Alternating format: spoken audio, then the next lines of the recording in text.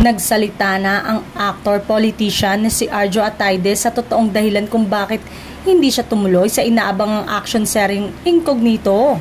Lumabas nga kasi sa iba't ibang kapamilya fan account ang pangalan niya bilang parte ng cast ng nasabing teleserye na pagbibidahan ni Richard Gutierrez at Daniel Padilla. Kaya nagulat ang mga netizen nang hindi makita si Arjo sa nilabas na teaser ng Star Creative at ABS-CBN Studios. Say ng aktor, "I feel really bad to be not part of the show.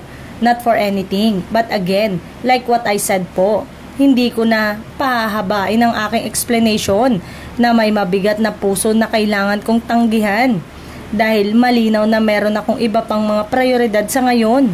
And although I really want to be 100% committed, if I'm not 100%, then I would be unfair din sa mga co-star ko. At palagi ako nagtatrabaho ng 100% para sa mga ito. Kaya kung bibigyan ako ng pagkakataon, syempre, gusto kong ibigay ang lahat.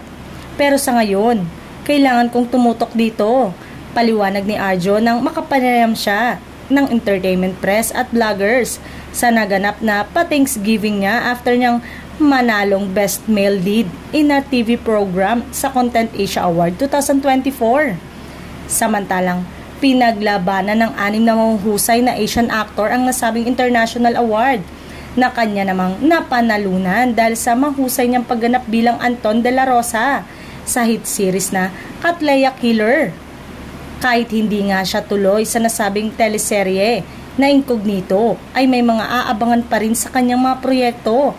Ang mga pelikulang Topak na kasama niya si Julia Montes at Moonglow, pati ang inaabangang pagbabalik ng serye ng The Bagman, kung saan makakasama naman niya si Judy Ann Santos at John Arcilla. Pinalabas nga sa nasabing Thanksgiving event ang mga teaser ng mga proyekto ni Arjo na pinalakpakan ng mga nakapanood dahil sa magandang visual, storyline, world-class production at syempre, ang mahusay na pagganap ng aktor sa iba't ibang karakter na binigyan niya ng magkakaibang atake.